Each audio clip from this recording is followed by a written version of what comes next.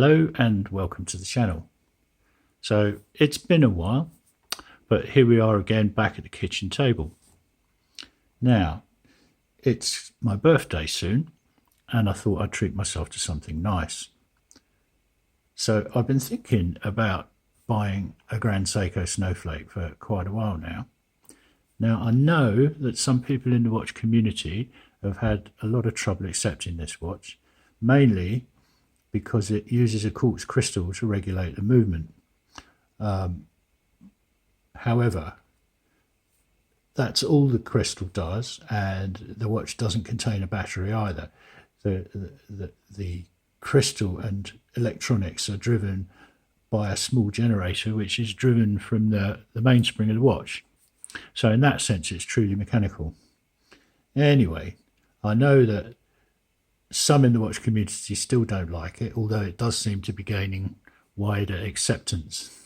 In fact, Federico from Federico Talks Watches bought one not that long ago, and although he has subsequently sold it and said he found it a little bit soulless, he did admit that the quality is there and all of that kind of stuff, so he wasn't completely anti. Personally, I've never had a problem with quartz watches. I own several, so I don't think I'm going to find a problem with that. I don't find them soulless at all. I like them. Anyway, it's all personal taste, and really, we all love our watches, and we all do it because we enjoy the hobby and enjoy wearing them. I think that's what counts more than, squabbling within the community about, the quartz and the mechanical argument which has been going on forever. So, to get to the point of this video, this is why we're here. I received this yesterday, and I left it in the box because it was too late to shoot a video, so I'm very keen to get my hands on it. So let's open the box and have a look. Please forgive me if this video is a little rough and ready, because it's not scripted and polished, and it's really all about getting my first impressions on this watch. Okay, so here we go then. My trusty Swiss Army knife. Let's have a go. So, ooh.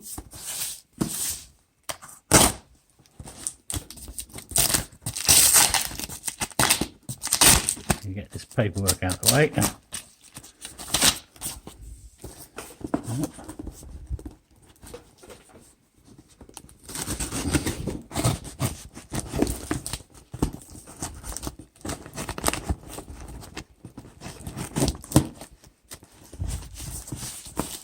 Tough old tape that is, because this knife's very sharp. So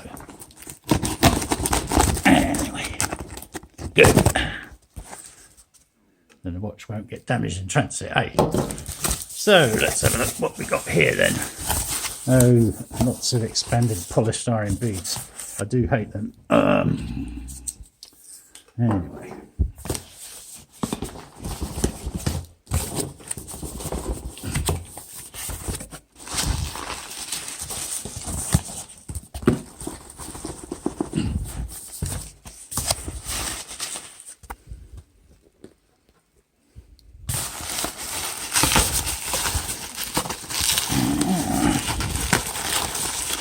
They certainly packed this well, didn't they? Mind you, it's not what you'd call a cheap watch, so I guess that's what you'd expect. Come on. Okay.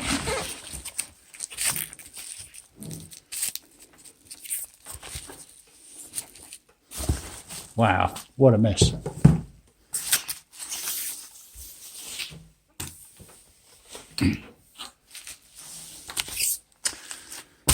Okay, so we'll just cut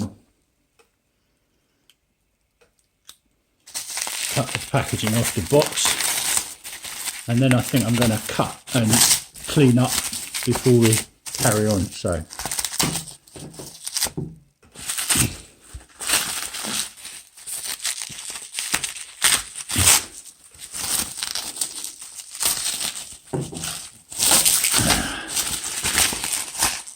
Ooh, lovely. Okay, I'll be back with you in a moment. Okay, so here we are. Grand Seiko. It's quite exciting, really. I wouldn't exactly call this a grail watch of mine, but it's certainly a major purchase. So I'm going to celebrate this one with a little nip of Irish whiskey. Cheers.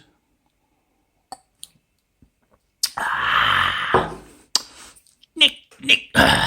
Anyway, what's in the box? That's what we all want to know, isn't it? Let's have a look. Been keen to get my mitts on this one, I can tell you. Oh, nice parchment, very posh. And this is quite a nice box, and then a nicer box inside. And what we've got in the bottom here, documentation. So I know that no one's really interested in the documentation, but what we've got, this is your manual, and this undoubtedly your guarantee. So we don't need to go any further than that. This is why we're here. Let's take a look, shall we?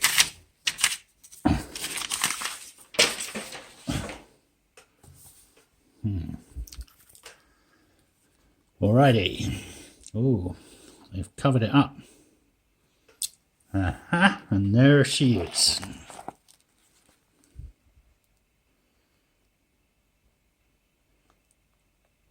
So it's running, although the power reserve indicator is at practically 0. So I guess it must have got bounced around a bit in the van, which wound it slightly.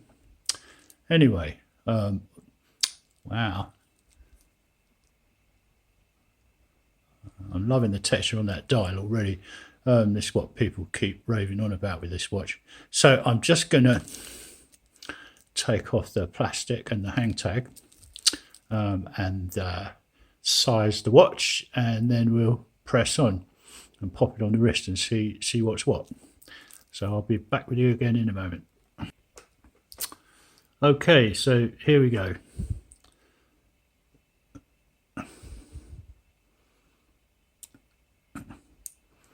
It's really nice. The finishing is just stellar. I've never seen anything like that. The quality is spectacular, especially when you consider that this is titanium. Firstly, that makes it really light. I mean, it's incredibly light. And secondly, it's very hard to polish. So to get this kind of a finish on it, it takes an enormous amount of skill, you know. And look at the indices and the hands, the way the light plays off them is amazing. I love the blue steel second hand as well. Fantastic, absolutely stellar.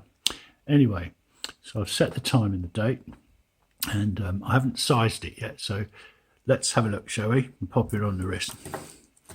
So take the zin off.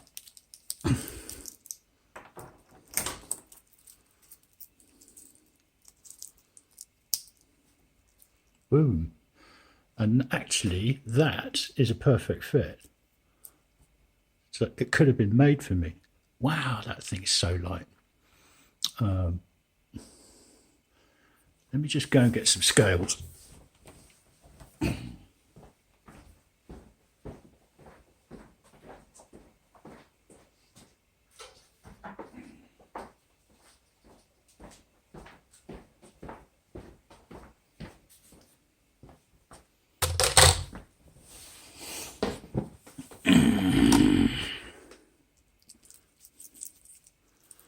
Let's have a look.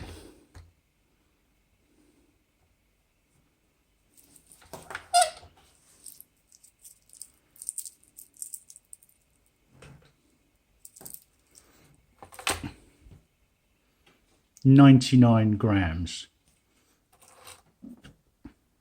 Yeah. Wow. Less than 100 grams. And yet for all the world, turn this off.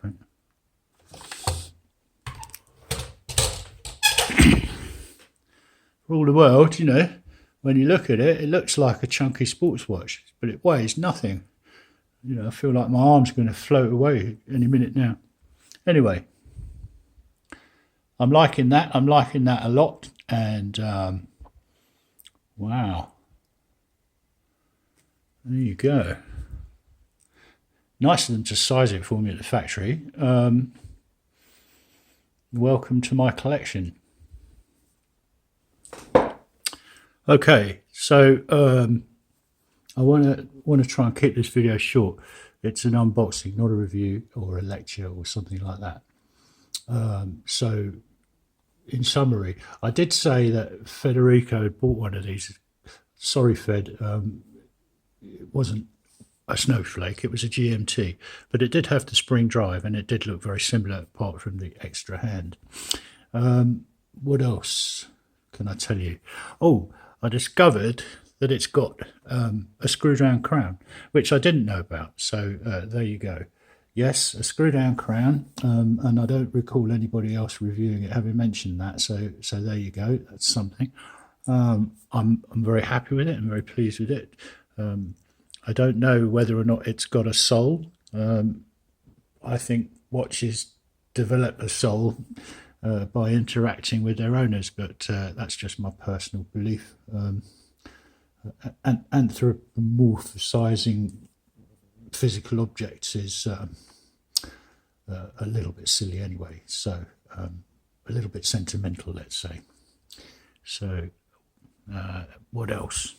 The strap's nice, quality. It doesn't pull the arm hairs. It lays nicely. It sits flat on the wrist. I like the clasp. We've got the display case back and a really nicely decorated movement. I don't know if I can get a shot of the glide wheel. Where is it?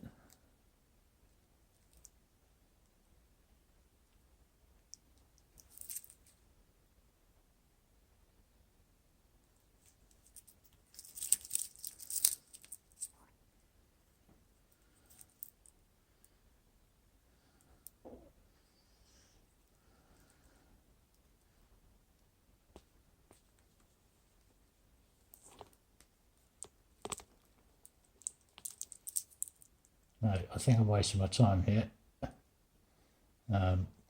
So I'll find a way in the review. In the meantime, I think I'm going to kind of wrap it up there. And suffice it to say that I'm very pleased. This was by no means cheap, but I think it's worth it. So there we go. So I hope you've enjoyed the unboxing, and I will be back. I promise I won't leave it so long next time.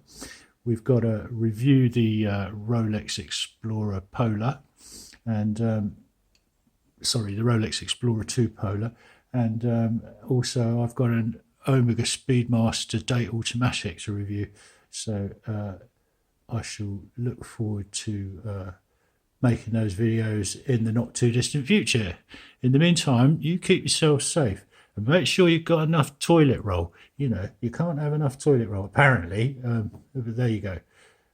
Keep yourself safe. I've only got a few subscribers, so, you know, I don't want to lose any. So stay healthy. Thank you. Goodbye.